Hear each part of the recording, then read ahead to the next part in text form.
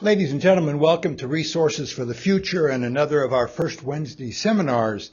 Today we're very pleased to be partnering with the Public Policy Institute of California, which is well known for a lot of research topics and issues that they have dealt with for many years. But in particular, certainly they are unparalleled in their expertise on water issues. And of course today, much of what the focus will be is around a new report that has come out of the PPIC called Improving the Federal Response to Western Drought. I think most of us, you can't not know, have escaped national news or American history and not realize that water in the West are just a profound connection and enormously contentious issues which have been vital to the economic development and the economic competition that goes on among interests and states in the West. My personal experience as a member of Congress, from the Midwest, from Indiana, I became a member of the Interior Committee at the time, now called the Natural Resource Committee. And that committee has jurisdiction over much of the federal lands and many of the issues and was highly represented by Western interests. And there were a few of us east of the Mississippi that were exposed to these issues. Now, my experience with water issues from Indiana was excess because on our agricultural fields in my part of the state, we had to have underground tiles, clay tiles, to carry away the water so that they would not prevent good crops from being grown. That is not always the experience in the West. Kind of proposition, but the one thing I learned very quickly was how these issues were so explosive among the Western representatives. Every time any piece of legislation came up, somebody immediately asked, are you clear it does not affect water allocations in the West or any of the water laws that have existed? Because if it is, we're going to have a real fight. And it was just so painfully clear to me, which was not my experience from back home, of course. Well, at RFF, water has been a very important issue. Historically, our people were engaged in much of the early analysis of water resource economics. And in recent years, we've been trying to rebuild our focus on water here, whether it's in fracking, whether it's in agricultural interests, whether it's in cooling in the electric utility system, and in various ways. And in fact, for more than a decade, Len Shabman here has been involved in the largest ecosystems project in America with respect to the Everglades, where you're trying to manage water on the ranches, and it's how it flows into the Okeechobee and into the Everglades, and the problems it can create, or the way, depending on how you manage it. So we've done this extensive work, and I'm very pleased to introduce one of our real up-and-coming stars in this area. He's done extensive work on water resource management and the competition among the various interests, whether it's in agriculture or in oil and gas drilling kind of proposition, and that's Dr. Yusuke Kuwayama. And Yusuke is somebody you're going to hear from now, but I have no doubt it's somebody you're going to hear from for years to come. Yusuke.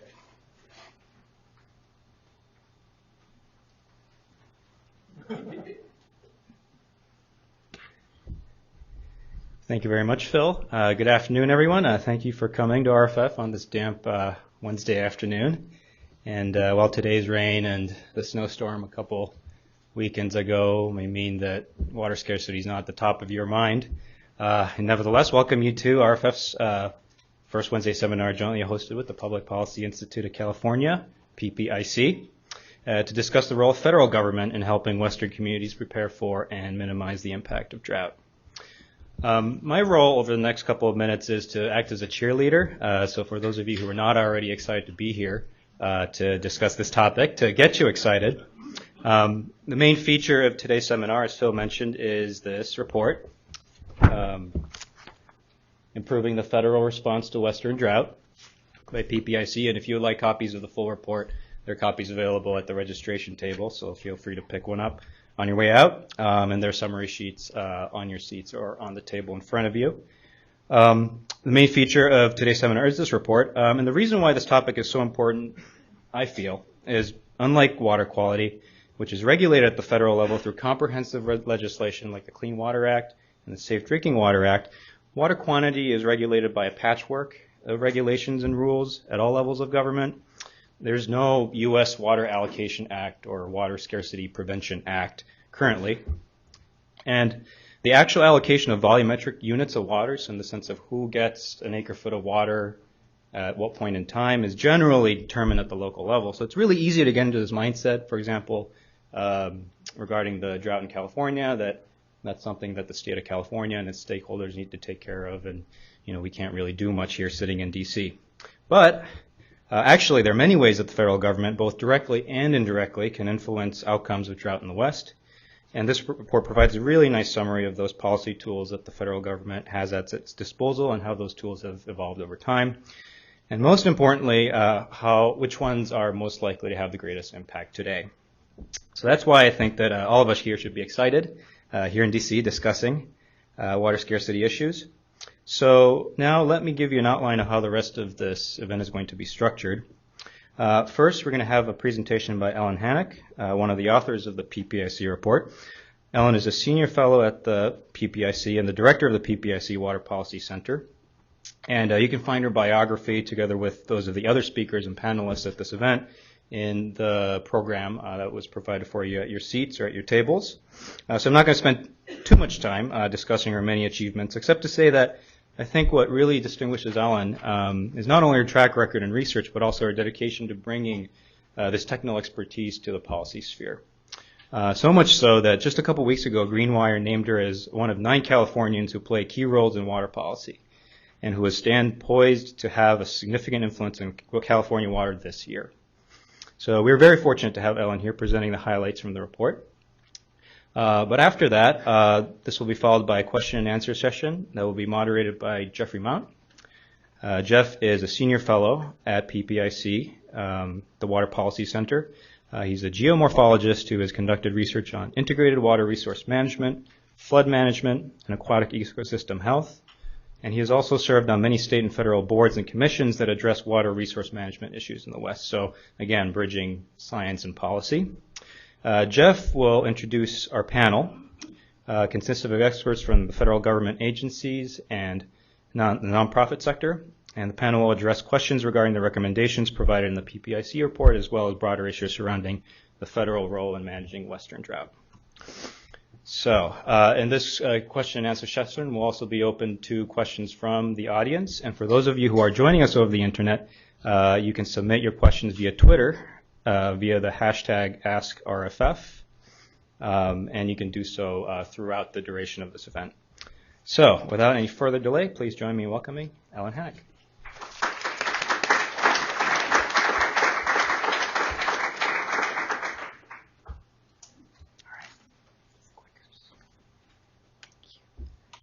Well, so good afternoon, everybody. It's really nice to be here, and I want to thank RFF for making this available, this possibility to co-host with you. We've done this once in the past, and I was excited to be able to do this again.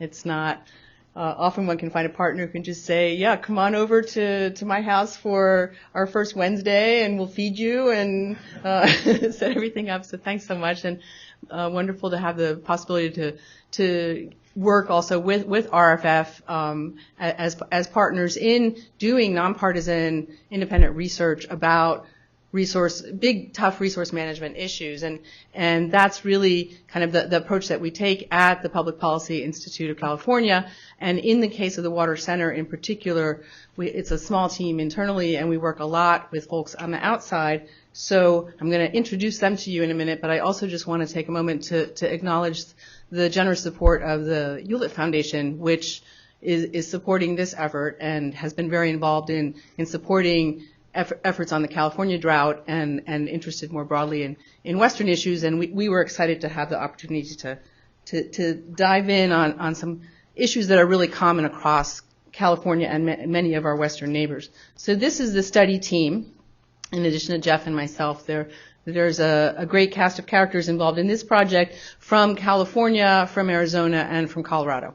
And really folks that kind of span the range of expertise on the law, on economics, on engineering, on ecosystems, and kind of work together to look at the policy side of things.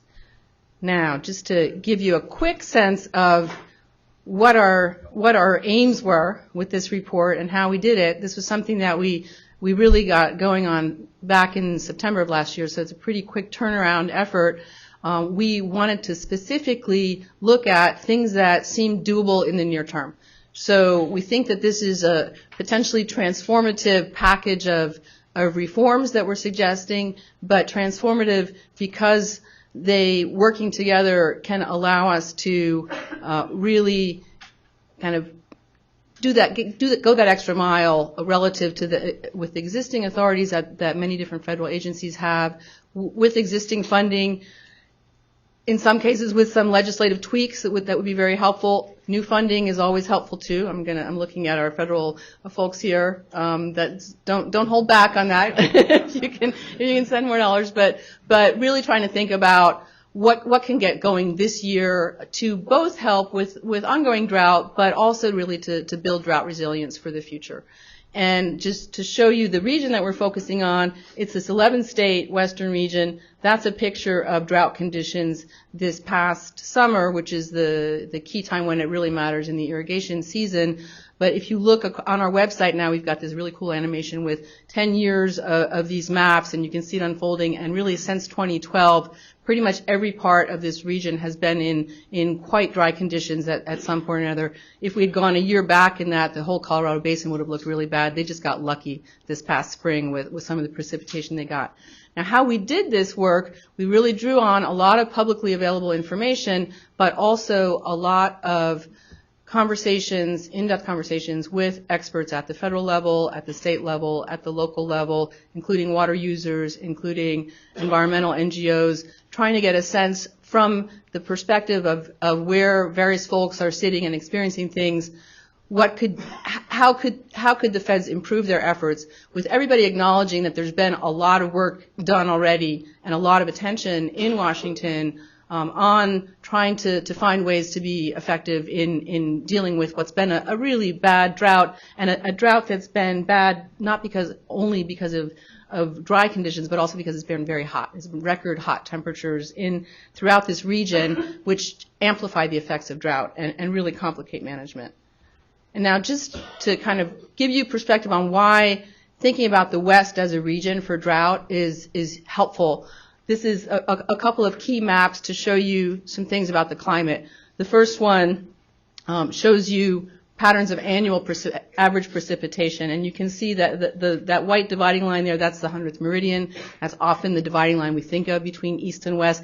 It's because of this, by and large. It's because of the nature of the climate. So the West as a whole is much drier. There are some patches of some bright blue there, Pacific Northwest, some of the mountain ranges in California that are quite wet. But by and large, it's a dry place compared to the East. As Phil said, it was different conversations, right, about how to manage water. It means that there's been a lot of effort on infrastructure to store, to convey water, to move it to where folks want to use it. It means that agriculture is largely an irrigated system because the summers are dry, and so you can grow really good stuff there if you can add the water.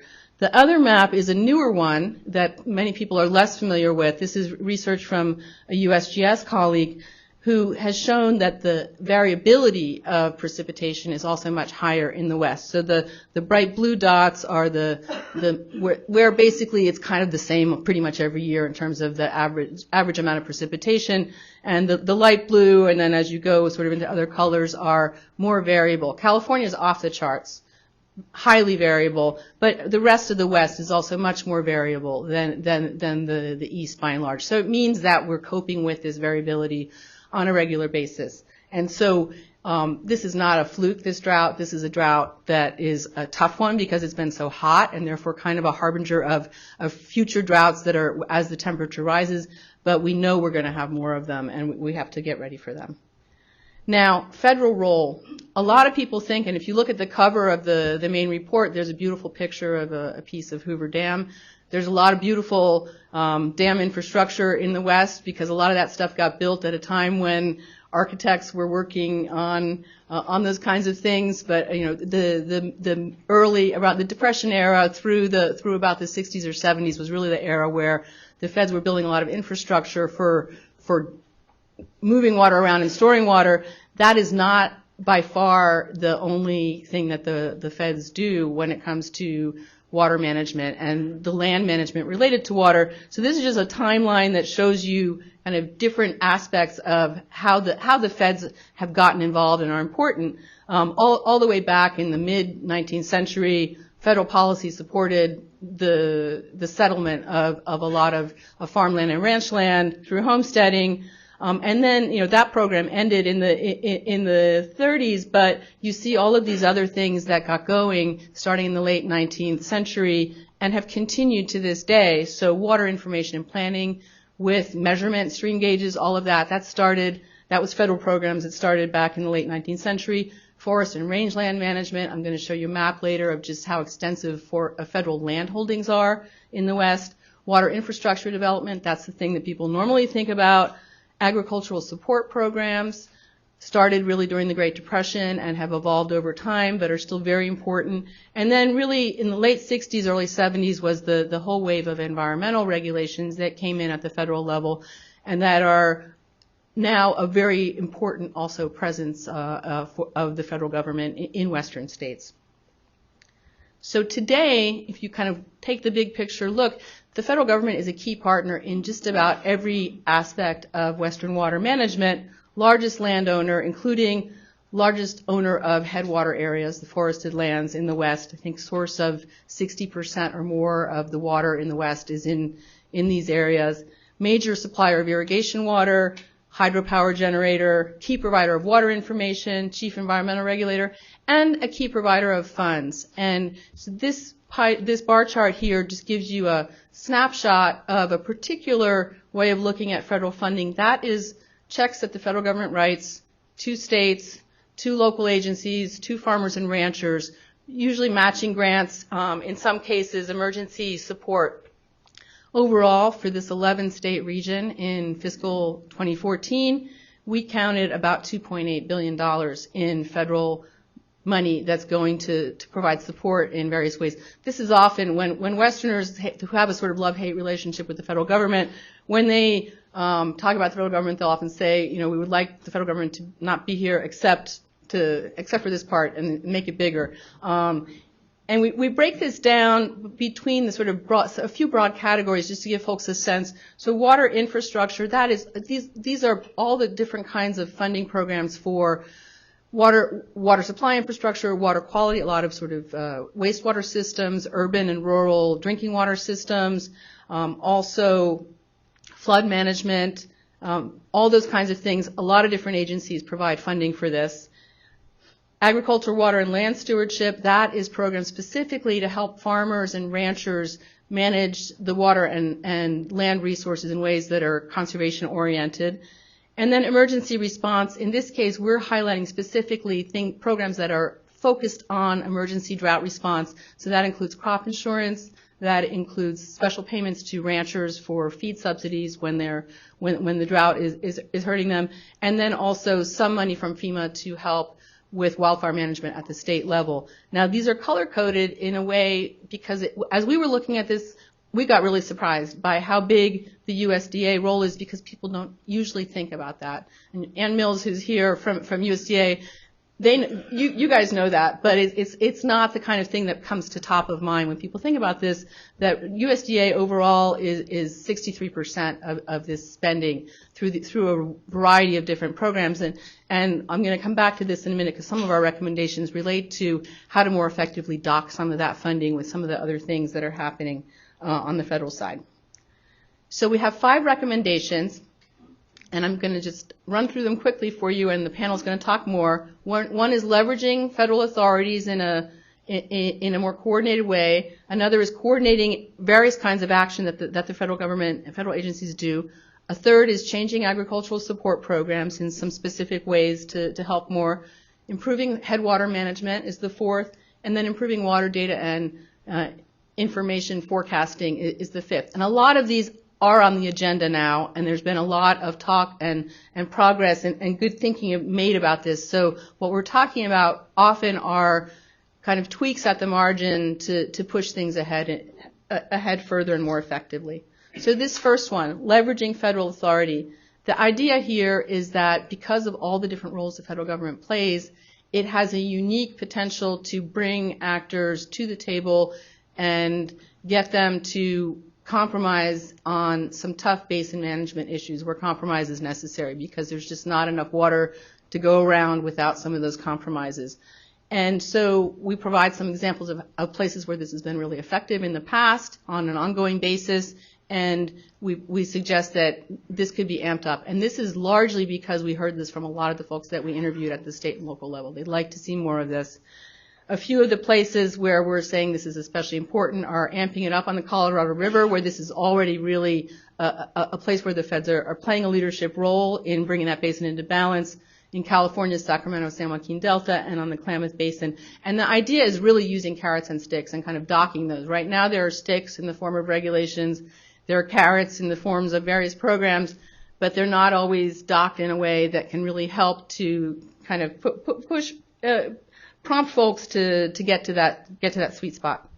Second is coordination. Is very, very much tied to what I just talked about, but it goes a little bit beyond that because in addition to kind of aligning and getting the conflicting goals to sort of match up and have a federal policy that is really trying to not be at cross purposes with the different mandates of different agencies, it's making sure that folks at the local and the state level can be working effectively with the various federal programs on tackling the tough basin level and watershed level problems.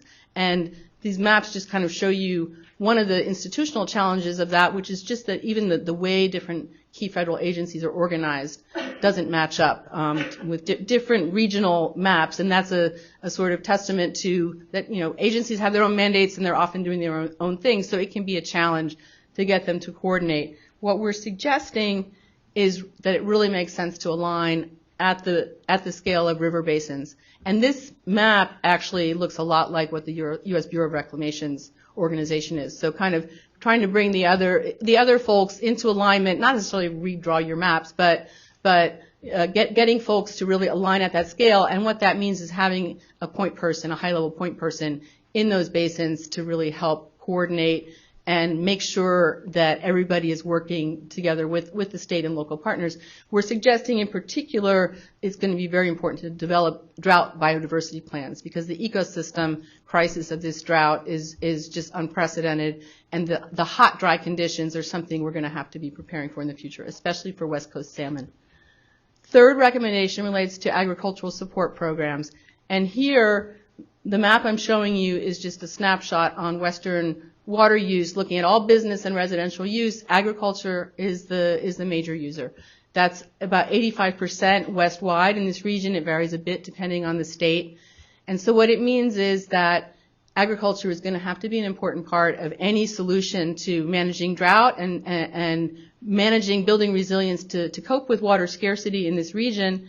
And USDA is a key partner and can be an even more effective partner in doing this. So what we're suggesting is especially that funding that is about agricultural water and land stewardship. These are grants to farmers to improve on-farm efficiency, various kinds of soil and land conservation measures, in some cases easements to convert land to wetlands or to use a cover crop, in some cases, various kinds of ways that a farmer can go in the door and sign up for this and get some funding. What we're suggesting is it's really important to do this in a way that really aligns with overall basin goals, and that means providing more flexibility in some of these programs to make that easier and more successful. It also means being more judicious about where the federal government provides subsidies for irrigation efficiency, because in some places it actually just enables farmers to increase the intensity of their water use and grow more stuff, and that's good if that's your objective. But if your objective is often it is, to reduce the net water use in the basin, it can be at cross purposes. So fourth, improving headwaters management. This is a map of federal land ownership. That bright dark green is forests.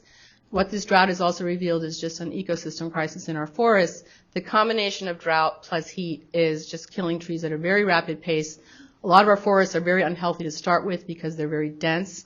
And so the combination of this dense, dead, dying trees means that it's explosive in terms of wildfires, and that's eating up the U.S. Forest Service budget. A lot of folks are recognizing this now and trying to look for solutions. We are recommending something that did not succeed last year in last year's budget process, but we think is still something worth pushing, which is to move the management of fire suppression of largest fires over to FEMA as an emergency management thing, so that the Forest Service can use more of its budget for actually getting the forest to be more healthy and preventing fires. And that will allow them to implement some of these forest restoration projects on a large scale. They've got a lot of good plans for doing that already. Fifth and last is improving water and data forecasting. A lot of effort and interest in this, and we've got some recommendations basically to implement some of the planning that's been done to modernize forecasting by the National Weather Service, restore some of the declining networks for measuring water in the West, and possibly finding ways to incentivize the research side of things to work better with the operational and forecasting side, so that we do this with an efficient amount of money. So these reforms, we've been talking to folks around town. We've been saying easy, just go do it. We recognize that there's still a heavy lift here, even though we're saying that these are modest and pragmatic reforms. A lot of the reason that things are the way they are is because, with the coordination issues being so challenging, is because ongoing programs have constituents who don't necessarily want to change them. That said, droughts are really an opportunity to get some change, and I think a lot of folks around the West realize and recognize that we can't stay on with business as usual.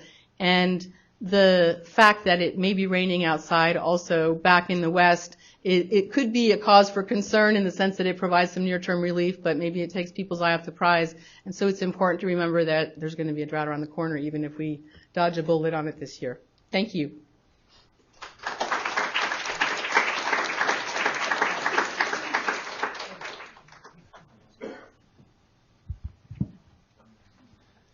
Thank you very much, Ellen. And now I would like to invite Jeff and the panelists up to the stage, and we'll turn off the projector.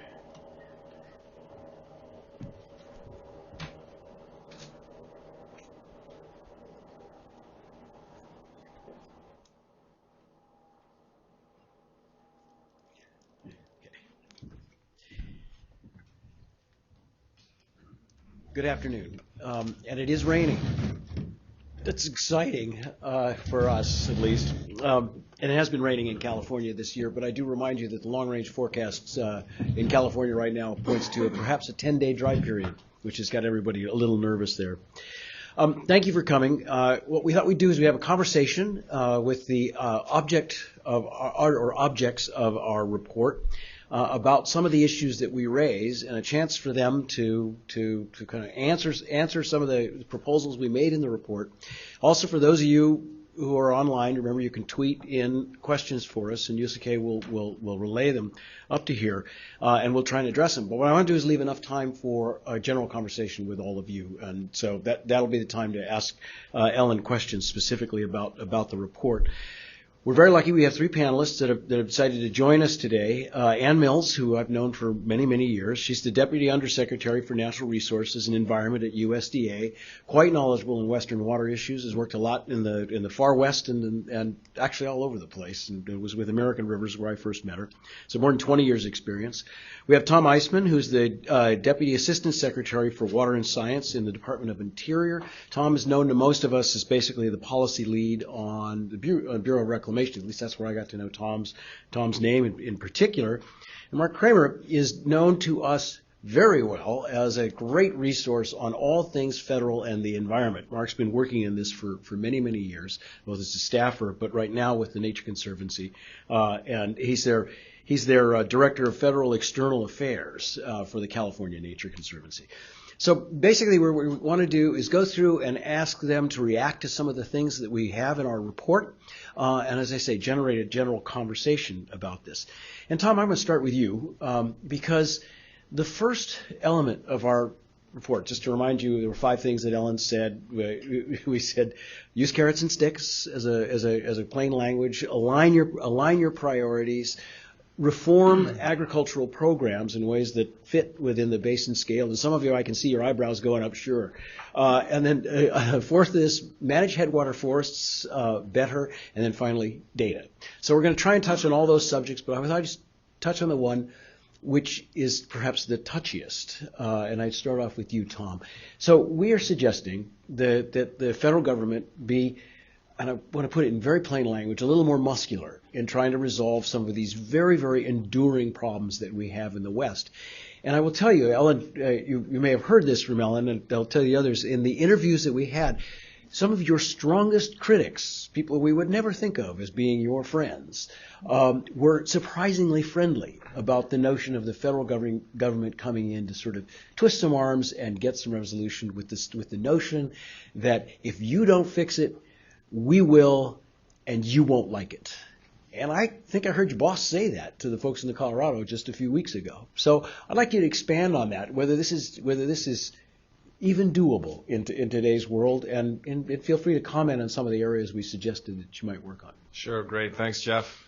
I just want to be clear, this is PPIC's recommendation, not our recommendation. More muscular on use sticks. Well, I did want to start by thanking Jeff and Ellen for this report, and also to RFF for hosting us. It's a great discussion. I agree with the premise of the report that the federal government plays a critical role on these issues in drought. And for me, I'm at the Department of the Interior in the Office of Water and Science. And that's right. My primary role is with the U.S. Bureau of Reclamation, which manages over 300 dams, including Hoover, and thousands of miles of pipelines to deliver water in the West. So we're right in the middle of this conversation on drought. But we also have the U.S. Geological Survey in our shop, which provides a lot of the data, in particular the stream gauging and groundwater monitoring, and a lot of the information that helps us make decisions about drought.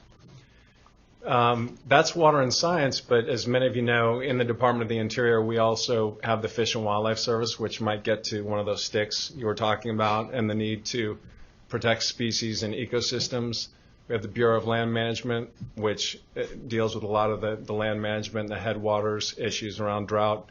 And we have Indian and tribal responsibilities. So there's no doubt that we have an important role on drought, in my mind, at the Department of the Interior, as is true across several other federal agencies. And Ann, I think, is going to talk a little bit more about how we collectively are looking at drought and drought resilience.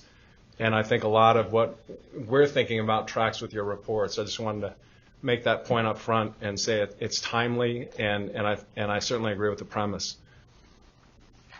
Now, that wasn't just to dodge the question about the sticks. So, it was an interesting question, and we had some discussion about this in our hallway when we saw the report. I think you acknowledge it, but it's definitely a difficult balance to think about the carrots and the sticks, and in particular when we have this tense or historically, perilous relationship with the states. There's clearly a lot of concern from states and local communities about the role of the federal government, and that makes it even harder to confront this question about carrots and sticks.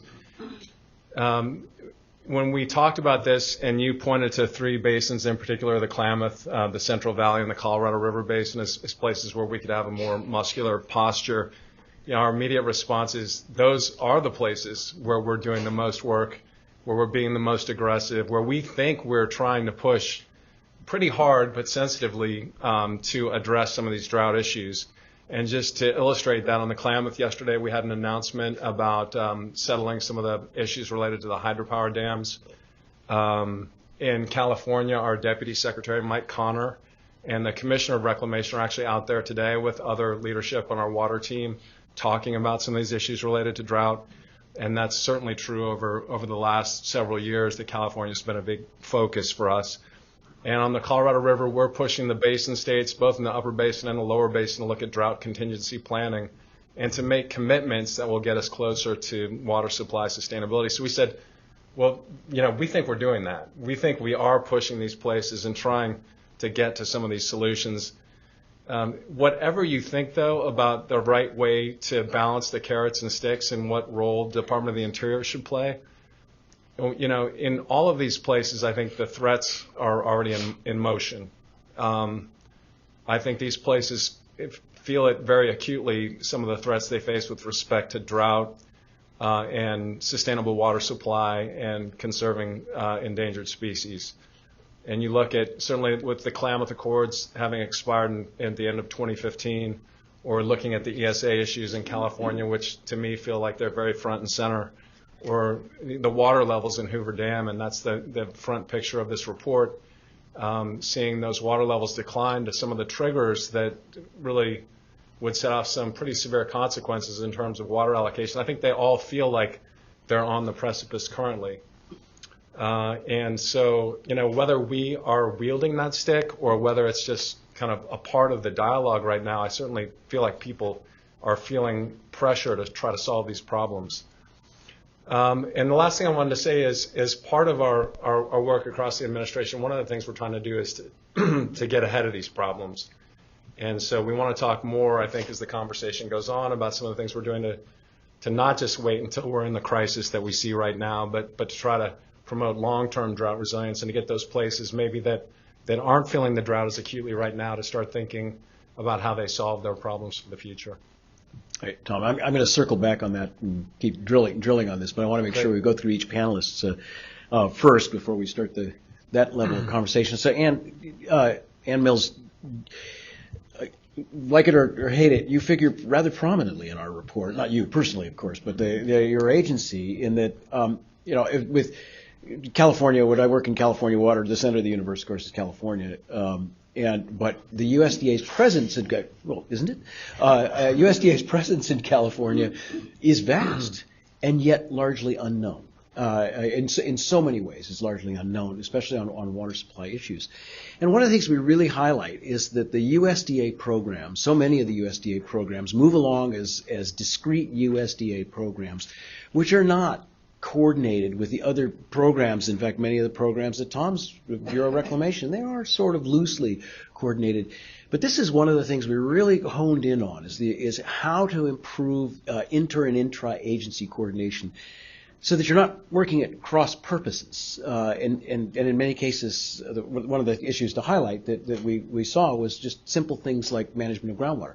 Bureau is very worried about groundwater. They did a great report in 1977, said California's major problem in water is groundwater.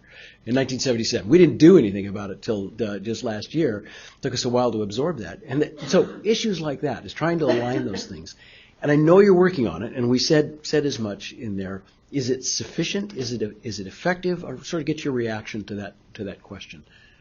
Well, thank you, Jeff. And I want to join Tom in thanking RFF and Jeff and Ellen for this event and just for this extremely timely report. And also agree that a lot of your findings square with what we are finding at USGA and across the federal family. For the record, while DOI may be into carrots, USDA or sticks, USDA loves carrots. And so I think a lot of the funding you see up there is really about creating incentives but it's also working closely with our partners in the federal family. And I just want to get to your answer by first talking about how improving intra and interagency collaboration at the appropriate scale to address drought and build long-term drought resilience is one of the fundamental purposes of the National Drought Resilience Partnership.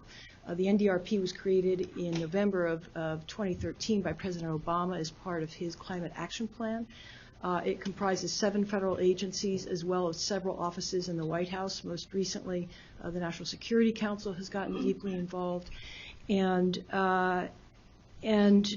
we bring a nationwide focus. I do want to mention we are looking nationwide at how to help states, tribes, localities, and other partners pivot toward not just near-term response to drought, but also to build that more resilient landscape.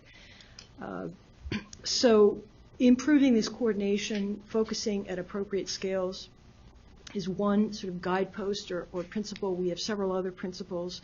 One is recognizing the appropriate roles and responsibilities for federal agencies in relation to states, to tribes, to local government, because there is a distinction, particularly given that so many of the decisions around water use and water management are made at the state and local level, particularly in the West. And quite honestly, where so much of the innovation and hard work is happening. We don't claim to have all the answers, but we do want to be a strong partner.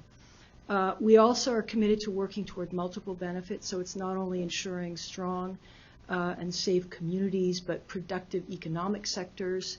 Keeping a very close eye on global food security issues is important, particularly to USDA. And also viable natural resources, strong ecosystems, resilient ecosystems. And finally, we want to do this within constrained budgets. There's a huge downside to not having enough money, but there's always an upside, and that is it really does propel us to work more closely with partners to leverage our resources and to be as innovative as possible. So those are some of the principles that have been guiding us as we've moved forward over now more than 2 years.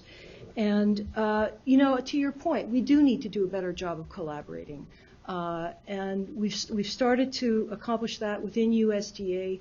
There are not 5 agencies that are working on water. There are 15 offices and agencies within the department that in some way, shape, or form have an impact on how we manage and protect our water resources. This has been a priority for Secretary Vilsack since early 2009 to focus on this.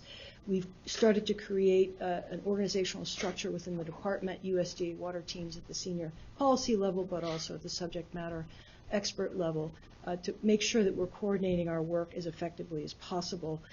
Quick examples of what that looks like: we have the Joint Chiefs Initiative, which brings together the Forest Service and NRCS to figure out better ways to promote forest health on both public and private lands. We've got our Office of Chief Economist, NRCS, Forest Service, and our research agencies that are looking at how to improve data, the quality of data, the amount of data, and then how we make it actionable and available to other federal agencies, but also to our customers. Across the federal family, we see also progress. You mentioned California and the California Water Action Plan, which is just such an outstanding document. I think we've all sort of memorized what the different actions are within it. But just last summer with the Department of Interior, USDA announced a partnership with the state to protect the Sierra Cascades Headwater Initiative, building on what great work is already happening on the ground, but recommitting at least a minimum of $210 million toward that effort. And USDA and NRCS and Bureau of Reclamation are working on a Water Smart EQIP partnership, working with the irrigations to make sure that we're lifting up water efficiency in California, and we want to expand that model to other states in the West. And one I really want to focus on, part of NDRP's task was to establish demonstration projects, and we have worked with the state of Montana and a whole host of stakeholders on a Missouri Headwaters work plan for drought resilience. And what's great about this is that it has brought together a multitude of federal agencies with state agencies, with tribes, with other partners, in a way that the federal family is essentially helping build out what that local, regional, basin level vision is for how to better manage water in sort of a one water scheme. And so, and what we really loved about it at USDA is that they invited not only agriculture, the U.S. Department of Agriculture, but farmers and ranchers into the discussion early. We have found, just as folks don't quite recognize that we bring a lot of resources, as you saw there, 65%, they often start creating their strategies for water management before they invite agriculture to the table, and you have to have agriculture at the table. So these are the kinds of things we're doing. There are real challenges in breaking down silos, so we're looking at ways to institutionalize this collaboration within USDA, but also within the federal family, and there's more news to come on that in the coming weeks. Great. Thanks, Ann. Mark, I think we published some stuff last summer and actually over the course of this drought that kept saying that we, all of us, that is the state and federal and local agencies, were caught by surprise by the drought when it came to managing biodiversity. That that while the agricultural world and the urban world all had drought plans, some more sophisticated than the others, urbans in particularly the most sophisticated, there was no drought plan for managing the environment. We may have been wrong in that observation, but why? Why do you suppose that's the case? Whether it was Tom's group at the Bureau and how they were going to muddle through this drought, or both on a regulatory as well as operations, or USDA's help on this, we really saw an almost an abject lack of preparation for drought. Why? Why don't we prepare for it? So I think in part, and thank you too for the report and for the opportunity to be here. I really appreciate, as a consumer of expertise, the effort you guys make to frame things in such a coherent way, because for those of us on the front lines, a lot of times you're so busy, what do they say, up to your neck in alligators that you forget that you're trying to drain the swamp. An ecologically inappropriate, incorrect remark. But it really is helpful to have folks like you fly at that high level, talk to a bunch of people, and lay it out very clearly.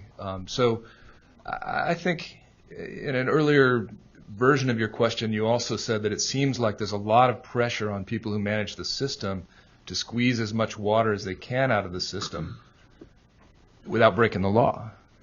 And I think that relates to the way you frame the question right now. Water is very valuable. And when we have a drought, it's even more valuable. And in some cases, you actually have an existential threat to some small family farming operations where they don't have alternative water sources, or to small communities. So it becomes a very emotional issue for some people. And even for those where it's not an emotional issue, it's a very financially and economically potent issue. So if you think about water that maybe you acquire from your contracts with the federal government for a few tens of dollars per acre foot, and then that water becomes less available and you have to either pump water from the ground at your own cost, or you have to acquire it on the spot market, sometimes as high as hundreds of dollars or even over $1,000 an acre foot. If you do the math on that, the pressure to put political pressure on the system to squeeze more water out of that federal system or the state system is enormous. And so I think a lot of times the ecological considerations are second tier to those concerns. And I think in part too because we don't always know near term what the impacts are going to be on fish and wildlife. There's a lag time in many cases. Salmon have their cycle that they go out to sea for a while. You might not see immediately the impacts on the population.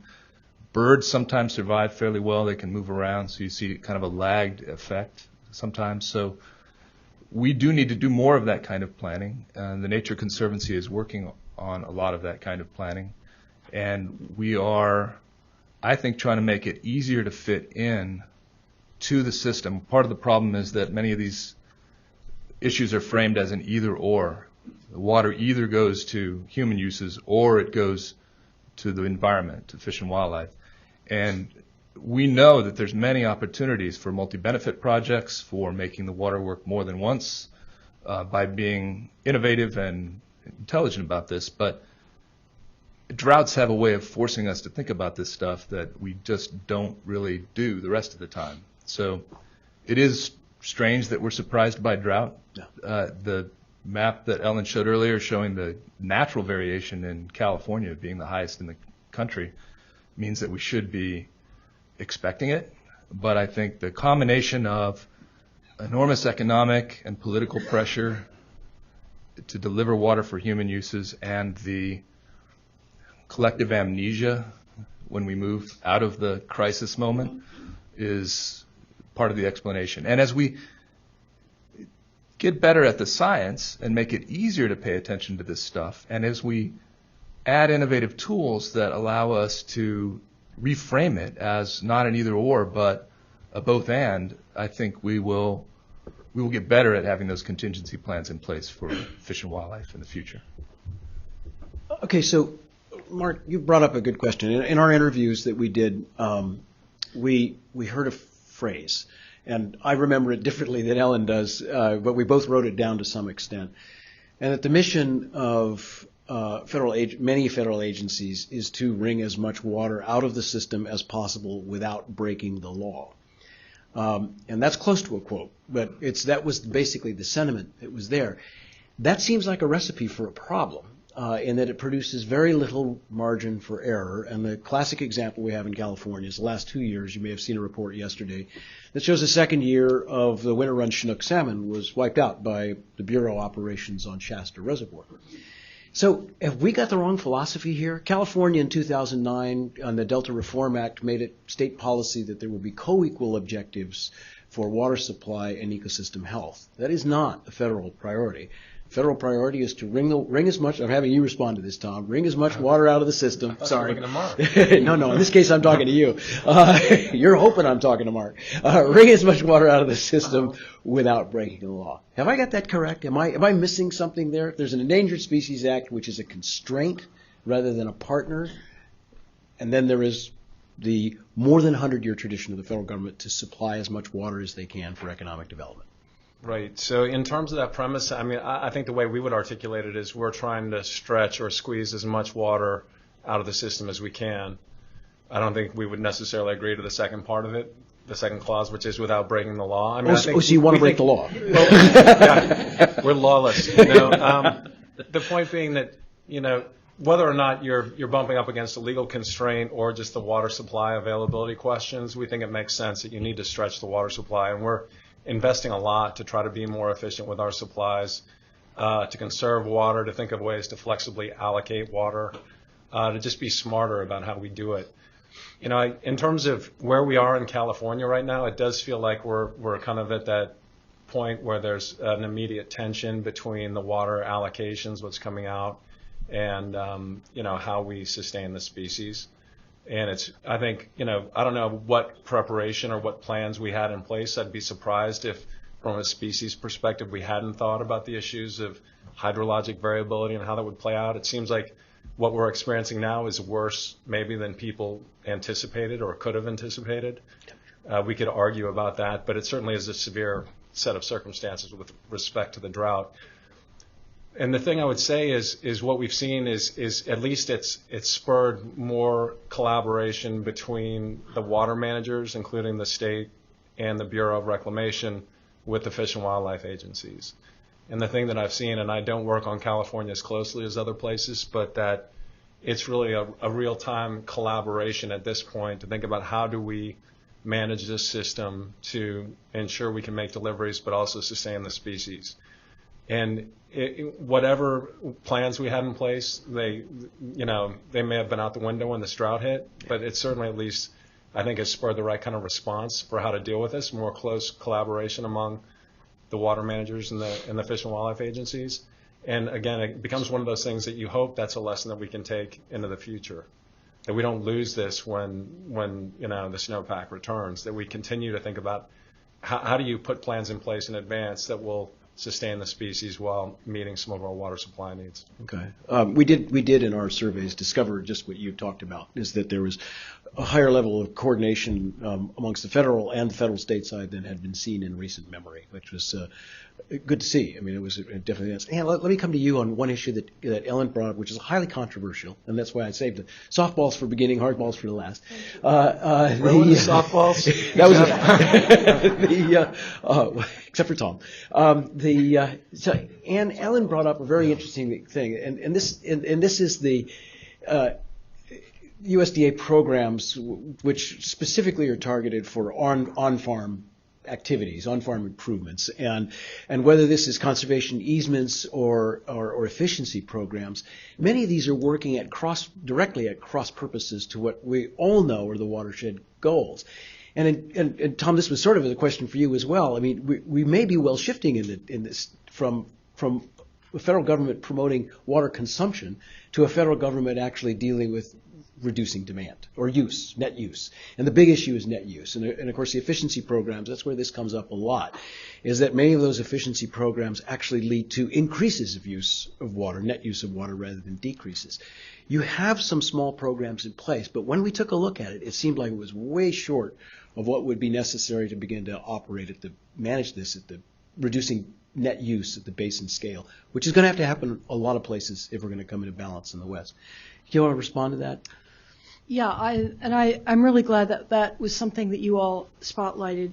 It is a problem, and I would say that NRCS, since the mid-30s, has been very effective at working with farmers to figure out how to manage their operations in a sustainable fashion. But it has been largely focused at on-farm conservation planning. We do have the authority under PL 566, our watershed operations and flood prevention program authority, which allows us to work at a watershed scale to do planning. It gives us just an enormous amount of flexibility to partner with states and others. We have the authority, we don't have the funding, and therefore we're a bit handcuffed for the most part in being able to think more broadly. And that would be something that, might be something you all want to talk to your friends on the Hill about. But apart from that, I think there are some things we can do shorter term without that funding. And I just want to highlight a couple of them. I mentioned the Montana demonstration project earlier. I think to the extent Farm Service Agency, NRCS, Rural Development, and other USDA agencies can be brought into the conversation really early in a watershed process, a watershed planning process. That can help mitigate the limitations that we have, so that we can have our state leaders, our local field people, working with farmers and ranchers to think about how we plug into a basin-wide or a watershed scale strategy. I think that's one approach. Another that I want to draw attention to is the Regional Conservation Partnership program, which is brand new under the Farm Bill, $1.2 billion over 5 years that requires a match, so we look to leverage $2.4 billion. And it's quite revolutionary for us. It essentially it challenges our partners, broadly writ, to come to us with really innovative, highly collaborative approaches to addressing resource concerns, including and especially water quality and water availability. And what we've had 2 rounds now of the RCPP. We're about to announce very shortly the second year's worth of projects. But what we want to challenge people in the room, or those of you who are online, to think about is putting together really bold proposals that bring in the Bureau of Reclamation, that bring in EPA, that bring in nonprofits and state agencies, that bring in even other USDA agencies, to imagine how we can plan on a watershed scale to leverage the capacity of farms and ranches more effectively. So that would be a challenge to the group, and then of course we would love that watershed planning authority funded as well. So you want us to go to Congress and solve this problem for you? I'm not really allowed to do that. Okay. No, I understand.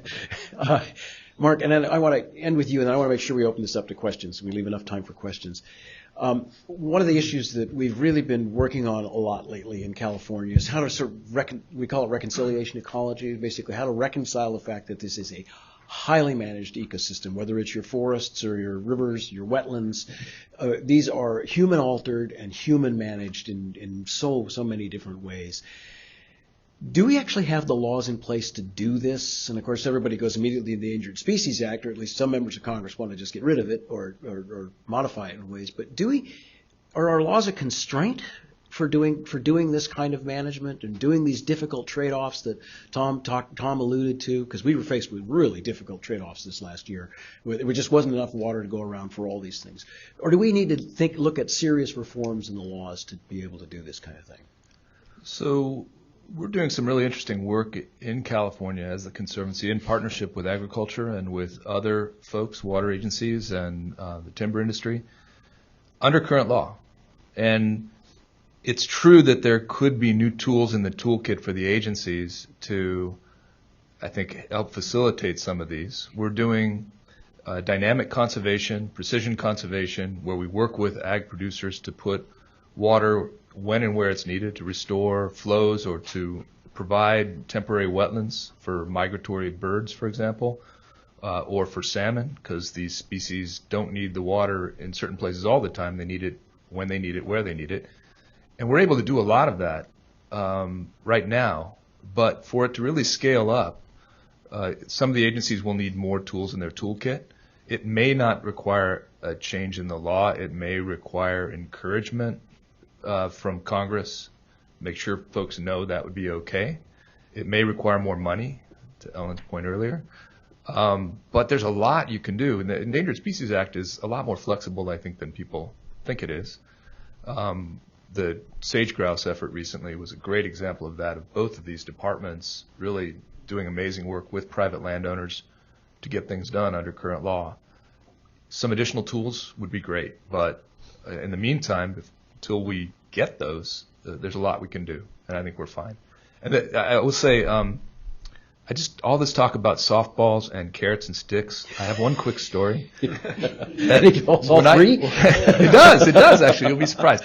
So early on in my career, I met Tom Graff, who was a pioneer in market-based solutions to environmental challenges, and he passed away too young. And at his memorial service, there was several great eulogists and great stories, and one of them was when he was testifying before Congress as the CVPIA was under consideration, Senator Bradley pitched him a softball about carrots and sticks. So he's talking about how he really thinks that carrots can work, and overheard in the audience at the hearing were two water agency folks. And one says to the other, "The trouble with Tom is that he's going to beat us to death with that damn carrot." Okay, that might be I'm going to love you to death with a carrot. I want to make sure we have time for questions, and again, all the panelists are available for questions. So we have a microphone for you to come up. And Ms. Kay, we're going to start with a tweet. Sure. So we have a question from Kelsey Hinton.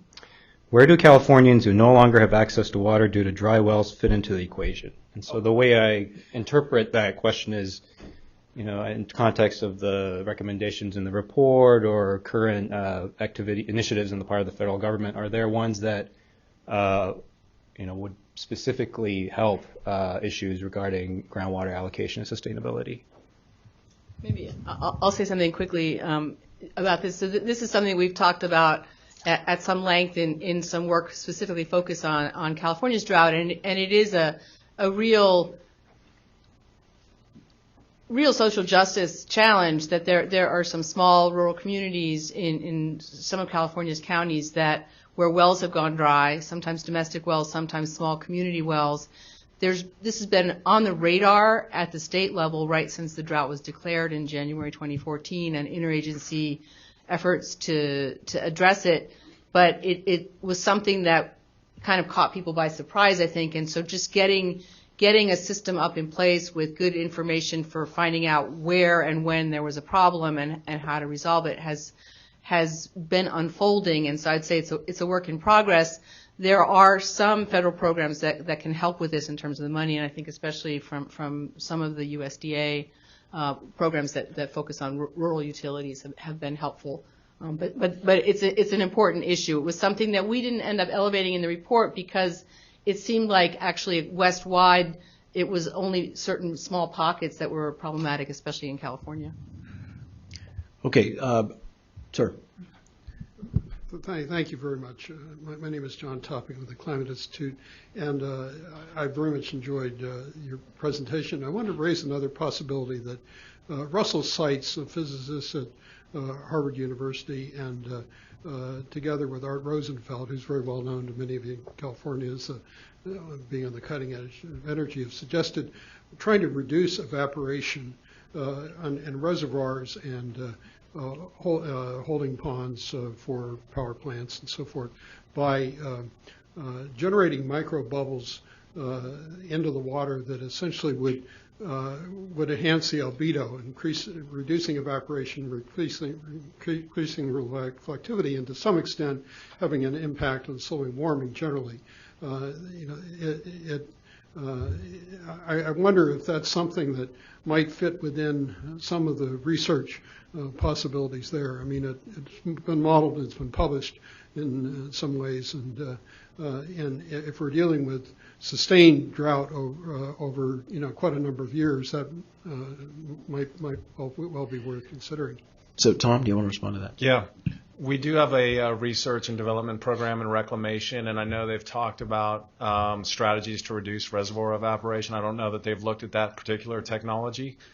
We have funding. We give out grants periodically to look at these issues. We could follow up and see what's been done on reservoir evap. But one of the issues for us is that a lot of the reservoirs are used for recreation as well.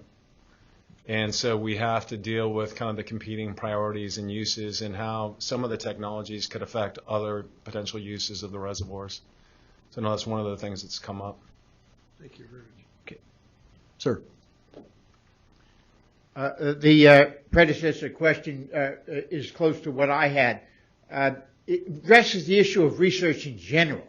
I'm kind of disappointed in not seeing any mention of research in the report.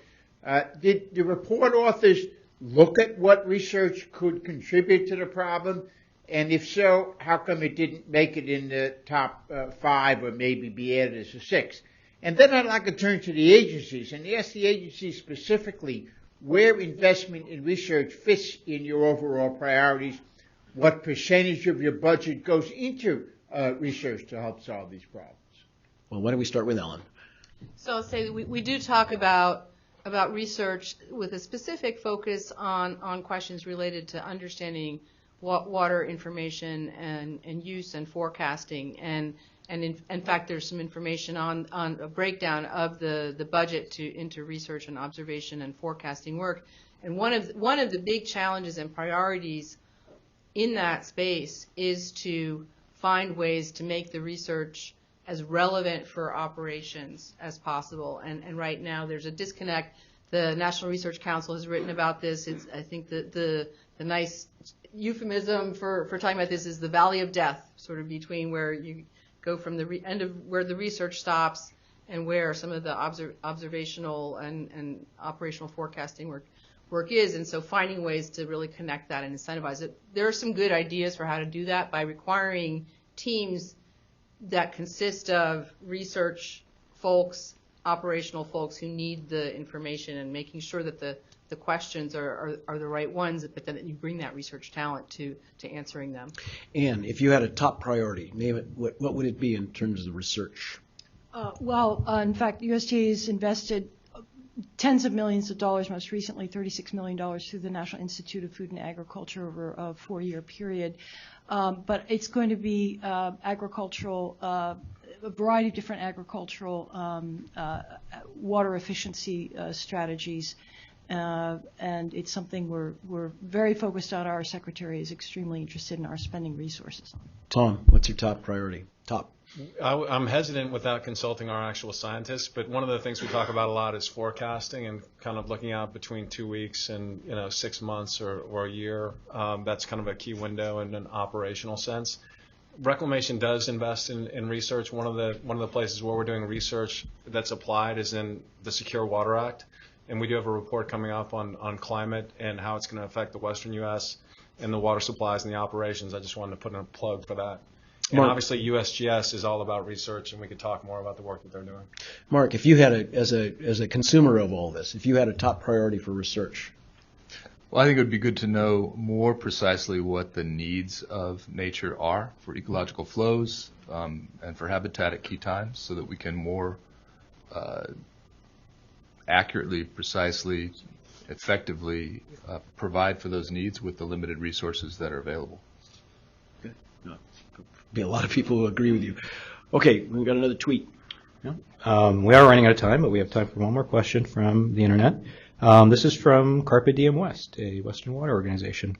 PPIC report has great recommendations, but to Jeff's question, what is the path to building the political leverage to implement? So that's kind of a big question.